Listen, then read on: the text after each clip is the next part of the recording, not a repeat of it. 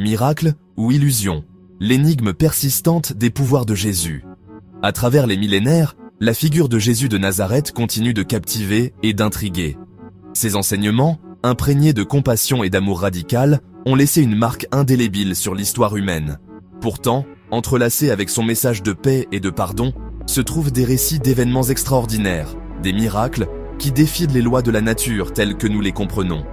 Ces actes étaient-ils de véritables manifestations de pouvoir divin, ou étaient-ils des illusions savamment orchestrées pour inspirer l'admiration et l'allégeance? Cette question, méditée par les théologiens, les historiens et les sceptiques, est au cœur de notre exploration. Les évangiles, ces textes sacrés qui relatent la vie et les enseignements de Jésus, regorgent de récits miraculeux. Apaiser les tempêtes d'un murmure, guérir les malades d'un simple toucher. Jésus est dépeint comme un canal du pouvoir surnaturel, capable de plier la réalité à sa volonté. Ces récits ont servi de pierre angulaire à la foi chrétienne pendant des siècles, inspirant les croyants et alimentant les débats sur la nature de la divinité et les limites du potentiel humain. Cependant, le monde moderne, façonné par la recherche scientifique et la pensée rationnelle, considère souvent ces affirmations avec un œil plus critique. La montée du scepticisme et la compréhension des lois naturelles ont conduit beaucoup à remettre en question l'authenticité de ces récits anciens.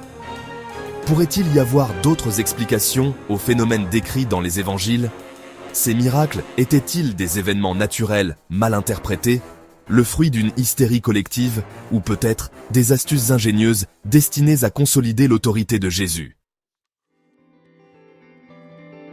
En nous plongeant dans les récits des miracles de Jésus, notre objectif n'est pas de prouver ou de réfuter définitivement leur authenticité. Nous cherchons plutôt à mener une exploration nuancée et respectueuse, en examinant les preuves, en considérant diverses perspectives et, en fin de compte, en vous invitant, vous le lecteur, à tirer vos propres conclusions.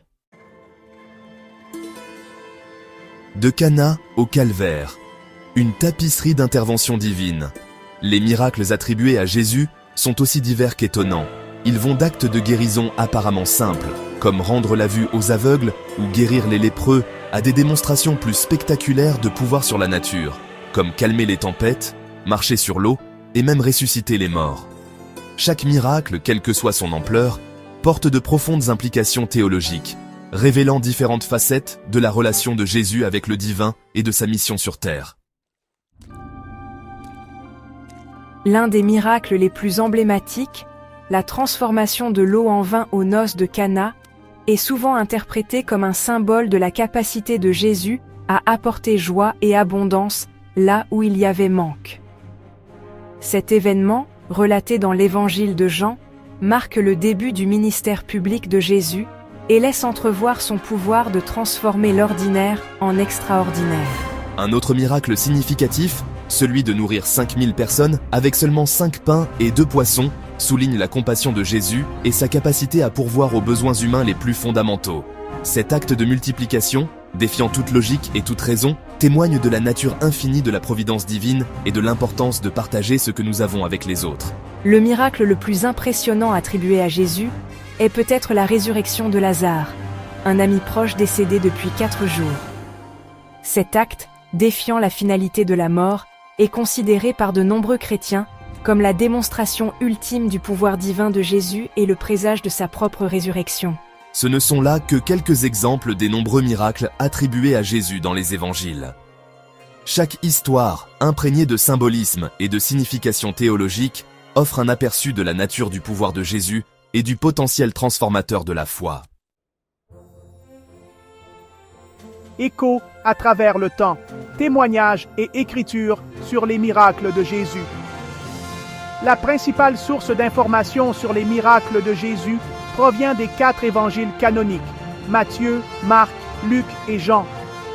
Ces textes, écrits des décennies après la mort de Jésus, ne sont pas des récits biographiques au sens moderne du terme, mais plutôt des narrations théologiques, présentant chacune un portrait unique de Jésus et de son ministère. Bien que les évangiles diffèrent dans leurs détails et l'accent mis, ils s'accordent tous sur l'affirmation centrale selon laquelle Jésus a accompli des actes extraordinaires qui ont défié les lois de la nature. Au-delà des évangiles, on trouve des références aux miracles de Jésus dans d'autres écrits chrétiens primitifs, tels que les lettres de Paul et les écrits des pères de l'Église. Ces sources, bien que ne fournissant pas de compte rendu détaillé de miracles spécifiques, attestent de la croyance répandue dans les pouvoirs miraculeux de Jésus au sein de la communauté chrétienne primitive. Il est cependant important de noter que ces sources ne sont pas sans limite. En tant que textes fondés sur la foi, ils ont été écrits dans le but de diffuser le message du christianisme et de renforcer la croyance en Jésus en tant que Fils de Dieu. Leur objectif principal n'était pas de fournir une documentation historique objective, et leurs récits sont souvent imprégnés d'interprétations théologiques et d'ornements littéraires. De plus, les évangiles ont été écrits des décennies après les événements qu'ils décrivent, s'appuyant sur des traditions orales et des témoignages oculaires qui ont pu être sujets à des exagérations, des embellissements, voire des inventions au fil du temps. Les critiques soutiennent que l'absence de sources historiques contemporaines et indépendantes corroborant les miracles jette un doute sur leur authenticité. Malgré ces limites, les évangiles restent des documents historiques précieux, offrant un aperçu des croyances et des pratiques des premiers chrétiens et de la manière dont ils comprenaient la vie et les enseignements de Jésus. Ils ouvrent une fenêtre sur un monde où le miraculeux n'était pas seulement possible, mais aussi central à la structure même de la réalité. À notre époque moderne, où la science règne en maître, l'idée de miracle se heurte souvent à notre compréhension du monde naturel. Pourtant, même dans un monde gouverné par la raison et les preuves empiriques, nous continuons d'être fascinés par ce qui semble impossible. Des magiciens de scène aux mentalistes, les illusionnistes d'aujourd'hui utilisent des tours de passe-passe, des manipulations psychologiques et des prouesses technologiques pour créer des effets qui imitent le miraculeux, laissant le public stupéfait et remettant en question ses propres perceptions. Alors que certains pourraient établir des parallèles entre les exploits des illusionnistes modernes et les miracles attribués à Jésus, suggérant qu'il a peut-être lui aussi eu recours à la ruse ou à la tromperie, il existe des différences fondamentales qui distinguent ces deux domaines. Les illusionnistes sont des artistes qui reconnaissent ouvertement que leur performance repose sur l'habileté et la manipulation de l'attention. Leur but est de divertir et d'émerveiller, et non de revendiquer des capacités surnaturelles ou d'inspirer la dévotion religieuse. De plus, les miracles attribués à Jésus n'ont pas été accomplis dans des environnements contrôlés ou devant un public soigneusement sélectionné. Ils se seraient produits spontanément, dans des lieux publics, et souvent en présence de sceptiques et de critiques. Les évangiles eux-mêmes reconnaissent que tout le monde ne croyait pas aux miracles de Jésus, certains attribuant ses pouvoirs à des forces démoniaques plutôt qu'à une intervention divine. Si la science moderne peut offrir des explications plausibles pour certains des phénomènes décrits dans les évangiles, tels que la guérison psychosomatique ou des événements naturels mal interprétés comme des miracles, il reste des cas qui défient toute catégorisation facile. La question de savoir si ces événements étaient de véritables actes d'intervention divine ou le produit d'autres forces, encore inexpliquées, reste un sujet de débat permanent et d'interprétation personnelle.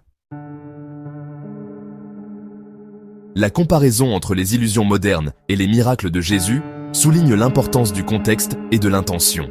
Si les deux peuvent susciter un sentiment d'émerveillement et remettre en question nos perceptions de la réalité, ils opèrent dans des domaines de compréhension différents et servent des objectifs distincts. Toutefois, il est important de comprendre que les miracles de Jésus n'étaient ni des illusions, ni des manipulations. Ils étaient des manifestations concrètes de sa souveraineté sur les lois de la nature. Qui, sinon le Créateur lui-même, peut ordonner au vent de se taire, à l'eau de se transformer en vin, ou à un mort de revenir à la vie? Les sceptiques peuvent bien douter, mais comment expliquer la puissance d'un mot qui guérit, d'un toucher qui restaure, d'un regard qui libère? Jésus ne défiait pas les lois naturelles, il les commandait. Et s'il n'était pas Dieu, pourquoi même les démons lui obéissaient-ils?